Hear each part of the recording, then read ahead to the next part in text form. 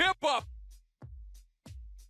Ladies and gentlemen, the people won. The decision has been made. Cody Rhodes gets to finish his story when he challenges Roman Reigns in the main event of WrestleMania. We are here because of fan reaction, because the fans bitched and moaned about the booking. We are here because We Want Cody was trending worldwide for like 3 days. I said on Twitter, if anything other than Rock versus Roman happens, it's a pivot. They were going to do babyface Rock versus Roman. Without a doubt. Things changed because the fans made it change. If We Want Rocky was trending for 3 straight days, they would have stuck with the plan that came down from the suits, okay? This was not the original plan. Like I said in my last video, this is not a work. They were going to do this, folks. The booking was so weird. That's why it didn't make sense. Cody Rhodes coming down there and giving up his spot without any explanation does not fit Triple H's booking, okay? I guarantee you they will not revisit why Cody Rhodes gave up his spot because the story never made sense. It came down from the suits.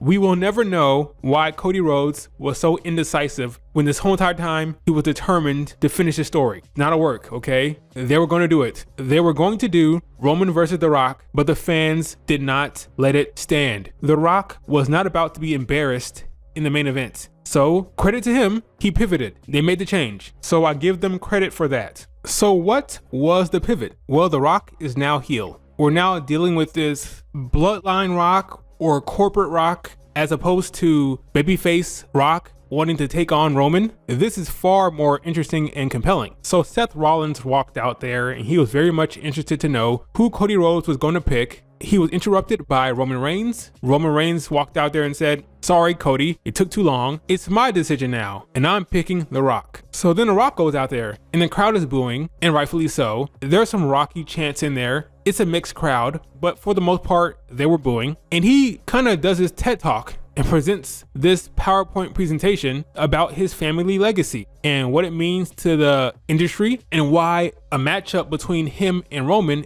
is so important and special. He basically turns heel and says, it doesn't matter what you guys think, this is the match. And if you don't think this is the biggest Mania match ever, well then you're wrong. He's very much taking the position of power and pretty much confirming this match, which doesn't make much sense. So he's pretty much in cahoots with Roman at this point, completely ignoring Cody, going along with this claim by Roman that he can now determine this Mania main event. So they lock hands, they end up hugging, and then Cody Rhodes comes out there and he says, this is bullshit, which is funny considering Cody is the one who gave up his spot. We can't try to make what happened on SmackDown make sense because they are pivoting and they're going to try to ignore that, okay? So we have to ignore the fact that Cody walked down there and said, I'm not going to face you at WrestleMania, okay? That was the plan that was laid down from TKO. We are now pivoting to what the fans want, okay? So Cody Rhodes goes out there and says, this is bullshit. We're not having this. It's my decision, and I am choosing Roman Reigns. So of course, Roman wasn't happy about that. Cody delivered some good lines, like when he said, neither of you have been doing any of the cooking for 2 years. I thought that was great. And then he basically says that, hey, your great-grandfather, your ancestors would be ashamed of you. And that made The Rock step up because The Rock says that Roman's family is his family and Roman's blood is his blood. You're not going to talk about my family. So then The Rock slaps him. So we have full-on heel Rock. I don't know whether this is the bloodline Rock or if this is just corporate Rock, but it's definitely a heel Rock. And The Rock is kind of taking charge now of Roman and the bloodline in a way. Roman Reigns has become Roman Sokoa. He's kind of falling in line behind The Rock. This makes for an interesting dynamic between the two going forward. I love this. This is interesting stuff. This can go a bunch of ways. You can have The Rock and Roman as a power team for a while that can eventually lead to a feud. You can have Roman in the position of Solo Sikoa. Now that the top dog is here, The Rock, the High Chief, you can have a dynamic where Roman is taking orders from him and play off of that and see where that goes. It's interesting stuff. The Rock slapping Cody was a shocking move that folks didn't see coming. Rock seems invested in the story, which is great. The Rock came across as serious and I enjoyed him in this role. The Rock feels like he's entitled. I like that they're leaning into the fact that he is a member of the board. You hear Seth Rollins say it. You hear Pat McAfee talk about it. I like how they're blending real life with the fiction. He's on the board of directors, so they're going to play that up.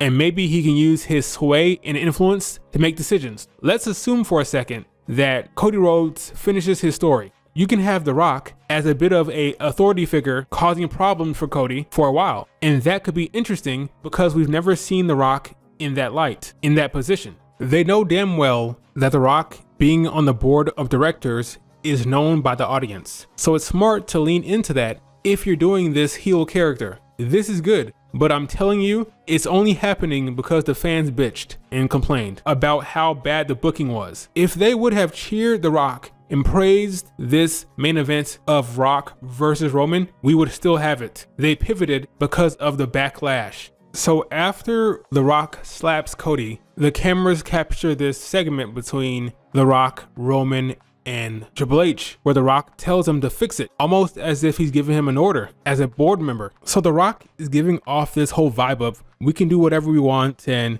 screw you, you can't make us do anything. They're completely leaning into the fact that The Rock is on the board. And there's this narrative that the board of directors has more power and sway than Triple H. And they're leaning into it, even though Triple H said on SmackDown that he runs the show and The Rock doesn't. So I'm curious to see where that goes. It's all really cool stuff. Triple H reminds The Rock that he has no authority and he has no power. Technically correct. You can influence, you can make suggestions, but you have no real power. You can't force anyone to do anything as a board member. But in kayfabe, we may have a bit of a power struggle between The Rock and Triple H, which I am here for. That sounds awesome. Man, I'm just really happy that the fans are getting what they want, okay? I'm not even the biggest Cody fan. My desire to see Cody finish his story has more to do with being done with the bloodline.